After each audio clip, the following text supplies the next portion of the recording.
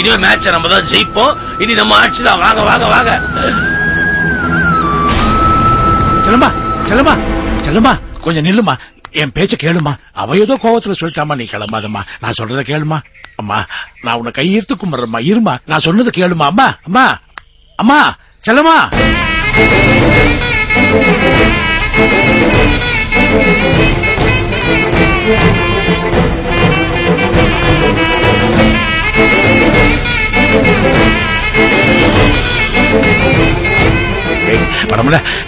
இந்த குடும்பம் நல்லா இருக்கணும்னு நினைச்ச புண்ணியவதி போறாதா, அவளை கூப்பிடுறான். சித்தப்பா, அவளை அனுப்புனதான். இந்த விஷயத்துல தலையிடாதீங்க. உனக்கு கெட்ட நேரம் ஆரம்பிச்சிருச்சுடா, அதான் தேவையில்லாதெல்லாம் பேசிட்டு இருக்கேன். படவல நீ என்ன ஒன்னா சொல்லு. இந்த வீட்டு ஸ்ரீதேவி வெளியே போயிட்டா, இந்த மூதைங்களோட தானே நீ மாரடிக்கணும். நானும் எவ்வளவோ சொல்லி சொல்லி பார்த்தேன், ஆனா நீ கேட்கல. எப்ப என் வார்த்தைக்கு இந்த வீட்டுல மரியாதை இல்லையோ அதுக்கப்புறம் நான் ஏன்டா இங்க இருக்கணும்? போடா, நானும் போறேன். மனுஷனடா நீ.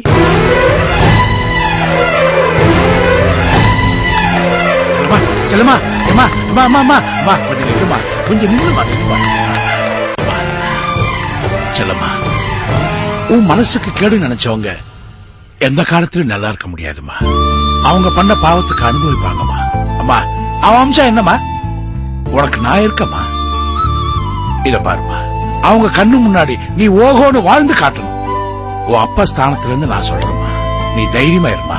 வாமா, என் வீட்டுக்கு போலாம். குடுமா, கொண்டாமா, வாமா.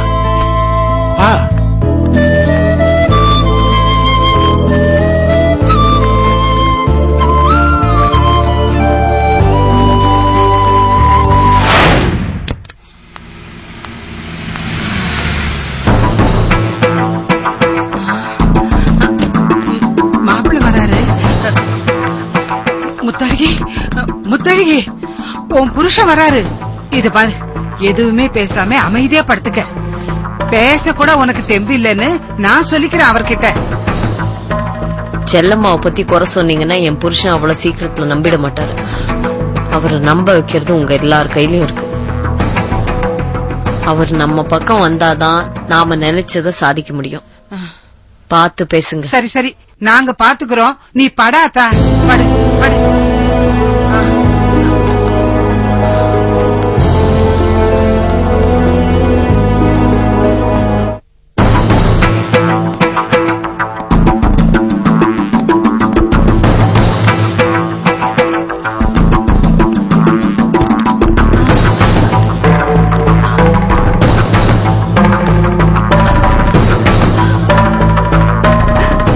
பாத்தீங்களா மாப்பிள்ள, என் பொண்ணு எப்படி கடக்குறான்னு பாத்தீங்களா? ஒத்த பொண்ணு பெத்த அவளை நாங்க இந்த நிலைமையா பாக்கணும். 4 அண்ணன் தம்பிங்களோட பிறந்திருக்கிறீங்களேன்னு சொல்லிதானே உங்களுக்கு கட்டி கொடுத்தோம். என் பொண்ணு மேல ஒரு தூசி கூட விழாம பாத்துக்குவீங்கன்னு நினைச்ச மாப்பிள்ள. ஆனா இப்போ உங்க தங்கச்சியே என் பொண்ணுக்கு யமன் ஆயிட்டாளே.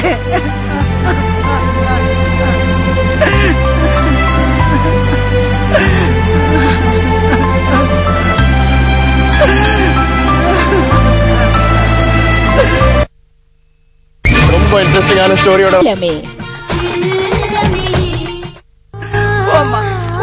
அப்பா, எனக்கு ரொம்ப பயமா இருக்குப்பா. அம்மா நம்மள விட்டு போயிடுவாங்களாப்பா? அம்மா இல்லாம என்னால இருக்கவே முடியாதுப்பா. அங்க செல்லமாத்தா அம்மாவை அடிச்ச வேகத்தை பார்த்தா எனக்கு கொலையே நடுங்கிடுச்சுப்பா. பாத்தீங்களா மாப்பிள்ள, ஒரு சின்ன பொண்ணு எப்படி பயந்து போயிருக்கிறான்னு பாத்தீங்களா? எப்ப வேணாலும் வயசுக்கு வர்ற நிலைமையில இருக்கா. இந்த நிலைமையில இப்படி ஒரு அதிர்ச்சியை சந்திச்சா அவ மனசு என்ன பாடுபடன்னு கொஞ்சம் யோசிச்சு பாருங்க. எங்க பிள்ளைங்களை காப்பாத்துங்க மாப்பிள்ள, காப்பாத்துங்க. என் பொண்ணையும் என் பேத்தியும் எங்க ஊருக்கு அழிச்சுட்டு போயிடுறோம் மாப்பிள்ள, எங்க ஊருக்கு அழிச்சுட்டு போயிடுறோம். உயிருக்கு உத்தரவாதம் இல்லாத உங்க வீட்டுல இனிமே இவங்க இருக்க கூடாது, இருக்கவே கூடாது. உணர்ச்சி வசப்படாது. சொல்ல அண்ணா, என்னடா நடந்தது? நான் சொல்றேன் மாப்பிள்ள, கோர்ட்ல நமக்கு சாதகமா தீர்ப்பு வந்த உடனே அத பொறுக்க முடியாத செல்லம்மா உங்க வீட்டுக்கு வந்து உங்களை எடுத்தெறிஞ்சு பேசிட்டு போனா இல்ல.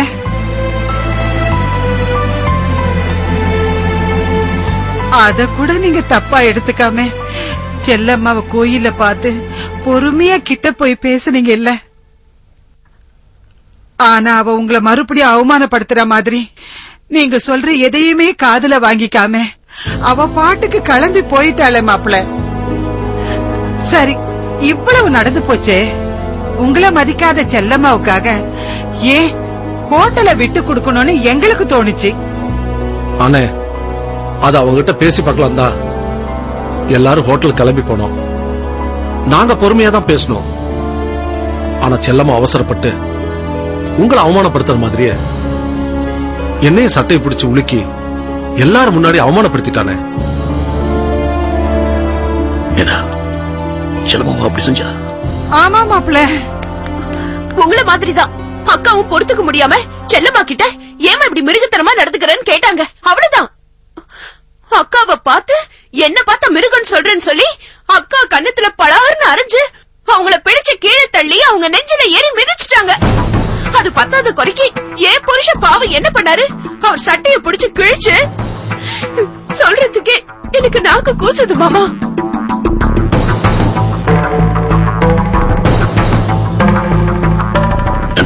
சொல்ல இதெல்லாம் பார்த்து சும்மா வந்த என்ன என்னடே பண்ண சொல்றீங்க? எங்களை அவமானப்படுத்தது வேற யாரா இருந்தா அதே இடத்துல வெட்டி போட்டிருப்பேன்.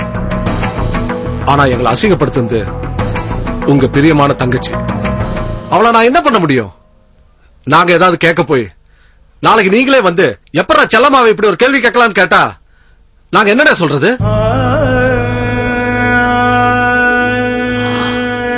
இப்படி எல்லாம் நடக்குன்னு நான் நினைச்சு கூட பார்க்கல. செல்லம்மாவை இப்படி மாறிட்டா. மாப்பிள்ள,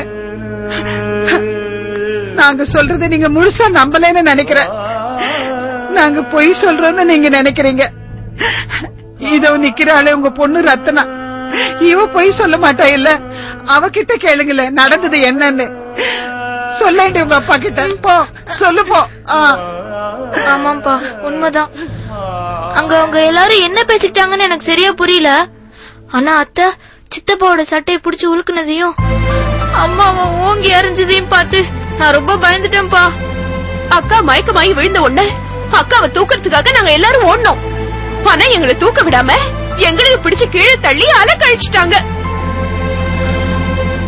செல்லம்மா ஒண்ணு தடுக்கலையா? எப்படி தடுப்பாங்க? அவங்க தானே இது எல்லாத்துக்குமே காரணம்.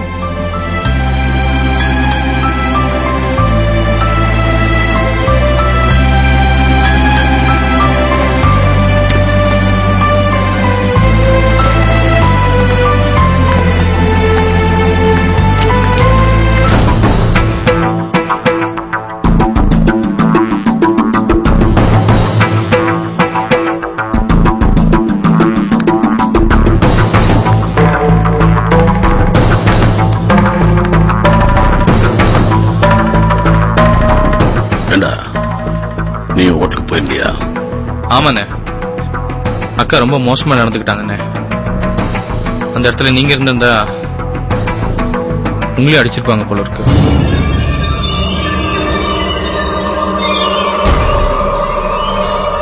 எப்போ இவ்வளவு தூரத்துக்கு செல்லம்மா வந்துட்டாளோ, இனி நான் மட்டும் அவளுக்காக உருகிட்டு இருக்கிறதுல ஒரு அர்த்தமும் இல்ல. மூஞ்சில பத்தர்த்தம் வீசி எறிஞ்சா கோயில்ல நானா போய் பேசினா கூட அவ முகத்து கூட பார்க்காம திரும்பி போயிட்டா. அவளுக்காக நான் எவ்வளவோ இறங்கி வந்த, எவ்வளவோ இழந்துட்டேன். இனிமே நான் என் குடும்பத்தை இழக்க தயாரா இல்ல.